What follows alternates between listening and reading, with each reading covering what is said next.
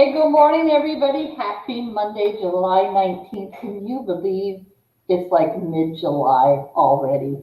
It's pretty amazing. The year has just whipped by. The more that I think about this year, it's been crazy in a good way. So many changes for me. I know I missed the last couple Mondays. Man, Mondays are tough for me, but I like the name Monday Motivations, and I like starting the week off with a little spark. So today I wanted to talk to you and just briefly about something that Covenant Network Church, of Atlanta and Covenant Network, we had our annual conference this year called Immersed in the Voice of God. And every speaker, everything was awesome. But there was something that really, really struck out to me. And let me see, comments. I got to turn the comments on. Hi, Lisa. What really struck out to me, something Apostle Derek said about the mountain. He called it Look Back Mountain.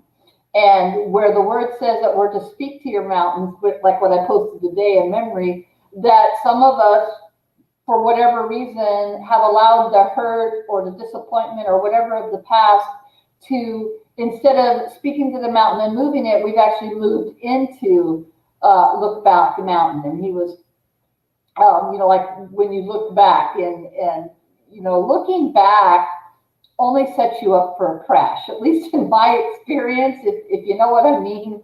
Looking back only sets you up for a crash, usually, because you need to keep your eyes on the road forward. And the word says to speak to the mountain and it will move. And I was super, even though I've been doing the work of healing and doing the work of really taking my thoughts captive and going back into that, okay, the battle is in the mind, and really just concentrating on myself and my walk with God, and battling really to put all the noise and everything else aside. When he was talking about Look Back Mountain, it was more like a total confirmation and an expansion of the things that I'd already been working with one-on-one with the Lord over the last several months, and especially in the last couple of weeks. And so it just really, really struck me about, I had this visual of like, packing my little suitcase and being in front of this mountain, and this little door opens and I just walk in, and then I get comfortable in there. And then how easy is it for us to take other people along on our journey, and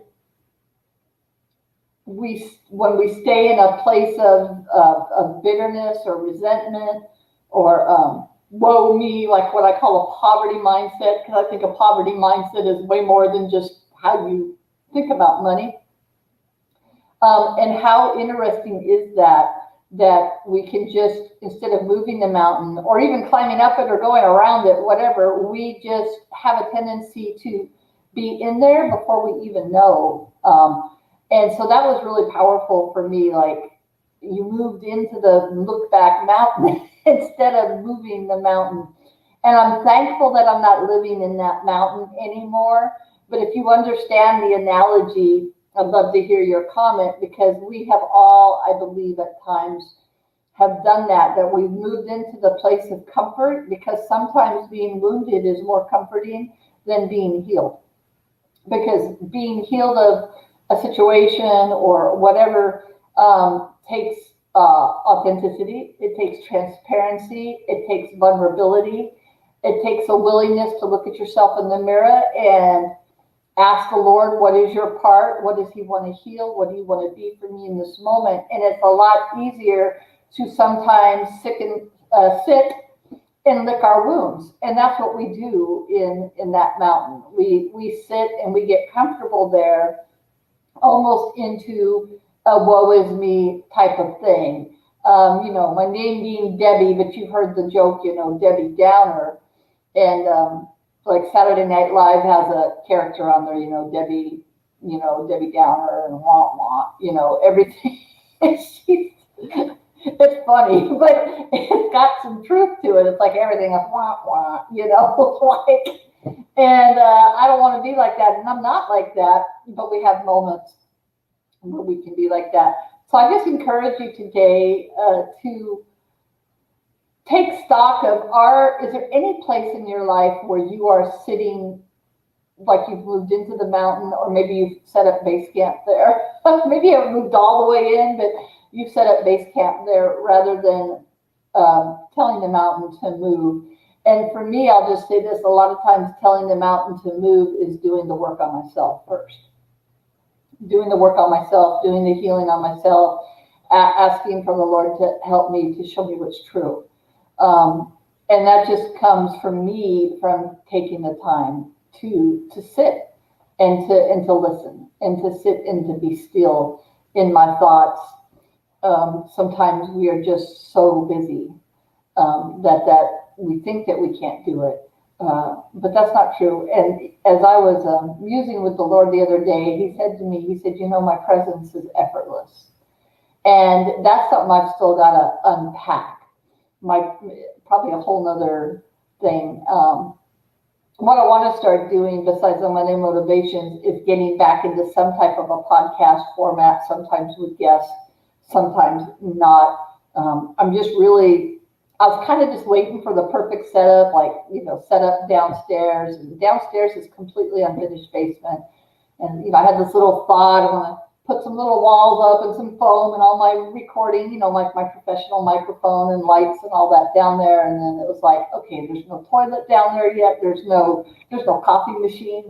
Am I really going to want to be going up and down the stairs? And the sound would look crazy. So one time a friend said to me, finished is better than perfect. And so I'll probably just start doing something here in my own den, or my office. Actually, this is my very boring looking office at the moment. But so I want to start doing that and start doing some more talks and maybe every other week. I don't know. If you like that, let me know. I really haven't done a lot to be consistent with the podcast end of things, but I'd like to be. But I want to unpack that a little bit and start actually unpacking. The other thing I have going on is I've got a couple things going on, just to let you know. I'm studying for my loan signing agent. I have my notary now, so I can do simple stuff, but the notary signing agent, where I do loan paperwork, I have my background check, everything's done, all the insurance is bought. I just need to finish the course and take the test. So there always seems to be something that's right in front of you that's going to take your time, right? But yet the Lord says my presence is effortless. So I'd like to unpack that a little bit more in conjunction with a book that I started writing years ago called A Song in My Heart, Living a Life of Worship from the Inside Out. And the Lord told me over 20 years ago that I was going to write this book. And I started about 4 years ago, and then I got discouraged. But since then, now I've done a couple smaller works, the Dunamis Declarations and the hashtags for daily living. So yesterday I was like, okay, you know what? I had all these other little projects I wanted to do writing-wise, but A Song in My Heart, Living a Life of Worship from the Inside Out is all about the daily walk with God. And it breaks it down in a way. Because see, I basically have the book written. There's just parts I feel like I need to put together better and rewrite, and maybe some overlap in chapters and stuff like that. But it's really about living a life of worship and being intentional with the Lord throughout your day, not to discredit the importance of a quiet time, because that's really important for me too. But his presence really is effortless. So I want to kind of start doing some talks that maybe break that down, bring in elements of the book, and start having some conversations. So that's kind of what's on Authentic Deb's docket in the near future, along with just continuing my walk. So anyways, that's it. Just remember that you can always move forward.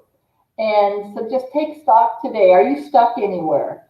Lord knows I could be the queen of the stuck at times. So I'm speaking from experience. I'm not stuck, but definitely I have been stuck. And that's why when I heard that message this weekend, I was like, holy moly, that's where I've been for like several years, you know. And but instead of shame and condemnation, it's like, thank God I'm not there. But let's have a better awareness. I've always said, when you're aware of what's going on, it's half the problem, and then you know how to get strategy and battle that. So, are you stuck anywhere? Can I help you get unstuck anywhere? Do you need prayer, or do you just need a friend to chat to? Let me know. Message me, and I hope you guys have a great day. And remember to be you, because being you is enough.